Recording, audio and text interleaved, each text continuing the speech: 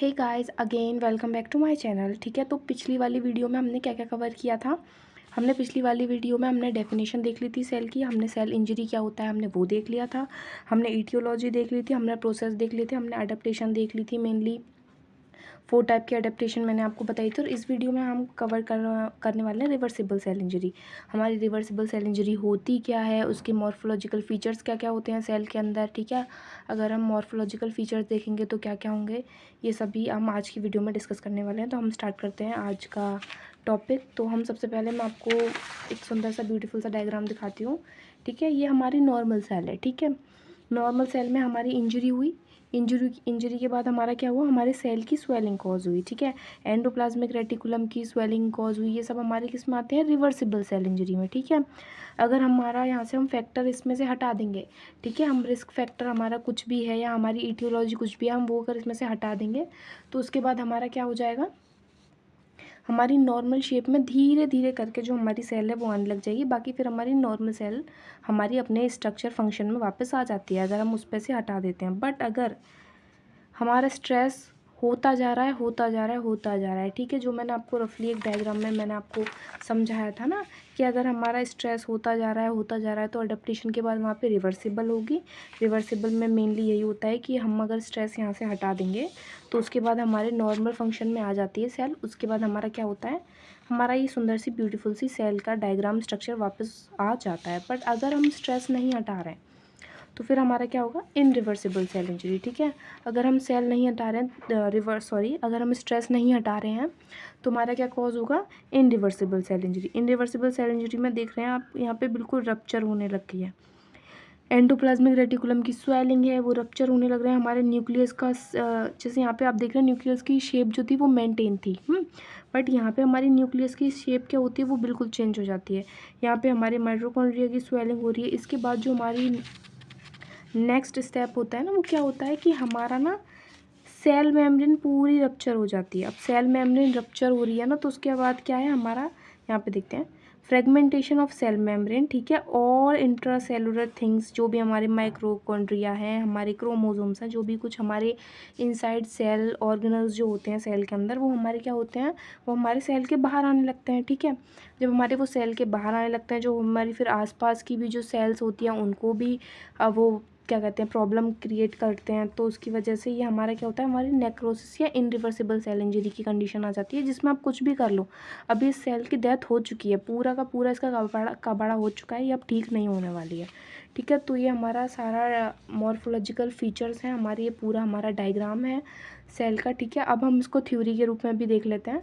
ठीक है, तो मैंने आपको मेनली बता दिया है हमारे रिवर्सिबल और इनरिवर्सिबल सेल इंजरी के बारे में कि हमारी ये नॉर्मल सी सेल है, हमारे यहाँ पे इंजरी कॉज हुई, हमारी स्वेलिंग वगैरह कॉज हो जाती है। पर अगर हम स्ट्रेस रिमूव कर देते हैं तो क्या हो जाता है, हमारे नॉर्मल शेप और हमारे नॉर्मल फंक्शन में स्ट्रक्चर में हमारी सेल वापस आ जाती है। बट इफ़ अगर हम स्ट्रेस नहीं हटा रहे हैं तो फिर हमारा क्या होगा, फिर हमारे यहाँ पे मेन कंडीशन क्या आ जाती है, डेथ की। ठीक है, हमारे पूरी सेल मेम्ब्रेन रप्चर हो जाते हैं, जो हमारे इंट्रासेलुलर ऑर्गन्स थे वो हमारे सेल्स के बाहर आ जाते हैं। तो ये हमारी सारी कंडीशंस किस में आ जाती है, हमारे नेक्रोसिस की कंडीशन में आ जाती है। और नेक्रोसिस को ही हम बोलते हैं सेल डेथ। ठीक है, तो इट्स ऑल अबाउट हमारा फ्लो चार्ट है ब्यूटीफुल सा।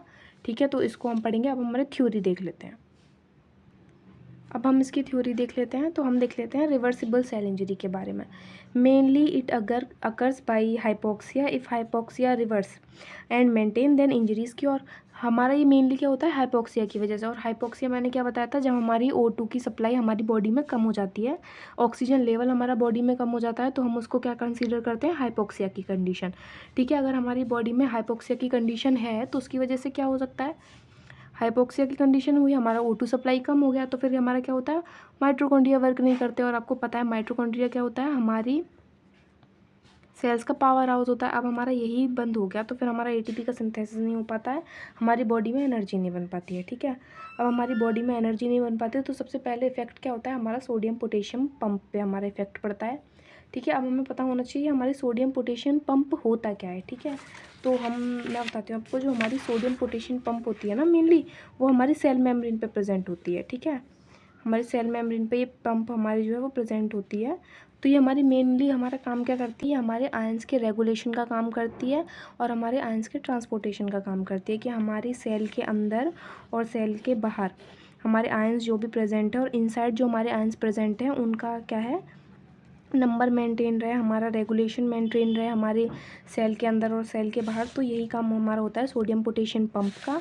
ये हमारा मेनली क्या करता है, ये हमारे जो है सोडियम के आयंस को है, 3 सोडियम के आयंस को हमारे सेल से बाहर करता है और हमारे 2 पोटेशियम के आयंस को सेल के अंदर ट्रांसफ़र करता है। ठीक है, यही हमारे रेगुलेशन का काम करता है। ठीक है, इफ़ हमारी सोडियम पोटेशियम पंप जो है वो काम करना बंद कर देती है, उसकी वजह से क्या होता है, हमारे सेल के अंदर ऑस्मोसिस के थ्रू वाटर के जो आयंस है ना वो हमारे सेल के अंदर एंटर करने लगते हैं। ठीक है, जब हमारे वाटर के आयंस, ठीक है, हमारे सेल के अंदर एंटर करने लगते हैं, उसकी वजह से हमारी क्या कंडीशन कॉज होती है, हमारी सेल स्वेल हो जाएगी। ठीक है, हमारी सेल की स्वेलिंग कॉज हो जाएगी।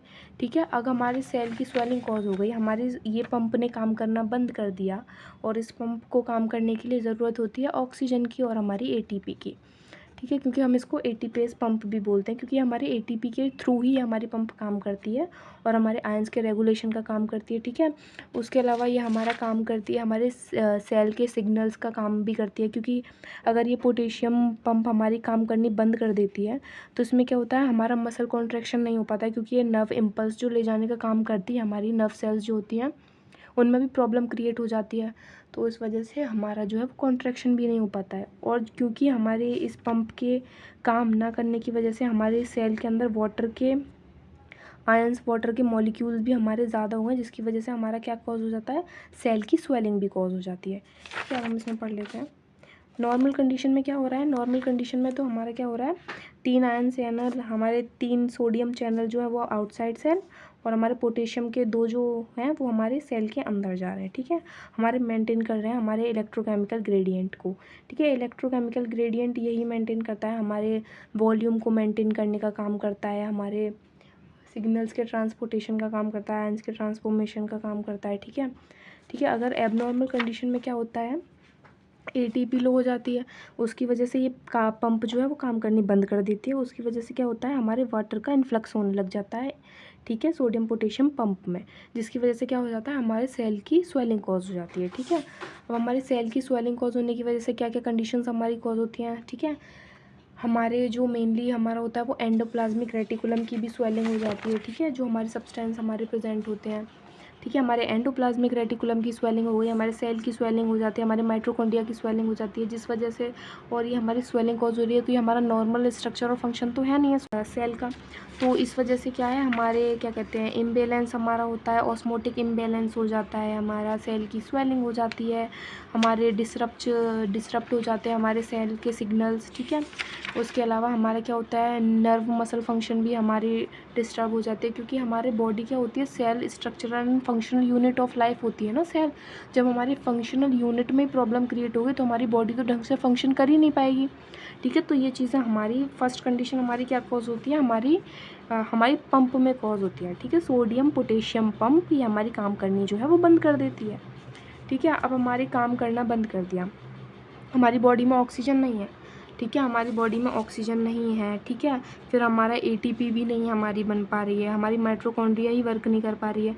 अब हमारी बॉडी को वर्क करने के लिए ये हमारी एटीपी की नीड है ना, तो एटीपी की नीड के लिए जब हमारी बॉडी के अंदर ऑक्सीजन नहीं हो पाती तो फिर हमारा क्या होता है स्टार्ट, हमारा स्टार्ट होता है एनारोबिक ग्लाइकोलाइसिस। अब एनारोबिक ग्लाइकोलाइसिस की कंडीशन क्या होती है, एनारोबिक ग्लाइकोलाइसिस एक कंडीशन होती है जिसमें क्या होता है, हमारा ग्लूकोज जो है वो एटीपी की फॉर्म में, मतलब एटीपी प्रोड्यूस करना शुरू कर देता है। ठीक है, ग्लूकोज हमारा कन्वर्ट होता है हमारा पायरुवेट एसिड में, फिर उसके बाद हमारा लैक्टिक एसिड में, फिर हमारा एटीपी या एनएटी के फॉर्म में हमारा एनर्जी प्रोड्यूस हमारा करने लग जाता है ग्लूकोज। बट अब हमारी बॉडी में ऑक्सीजन की कमी होती ही जा रही है। अगर हमने ऑक्सीजन ढंग से, या हम इस्चीमिया की कंडीशन है या लैक ऑफ ऑक्सीजन है, अगर हम वो क्योर नहीं करते हैं, ये हमारा चीज़ें बढ़ती जा रही हैं, अब हमारा ग्लूकोज एटीपी करता जा रहा है, तो हमारा लैक्टिक एसिड का भी प्रोडक्शन हमारी ब्लड में बढ़ेगा। तो जब हमारा लैक्टिक एसिड का प्रोडक्शन हमारा बढ़ जाता है ना, तो फिर हमारी क्या कंडीशन कॉज हो जाती है, लैक्टिक एसिडोसिस।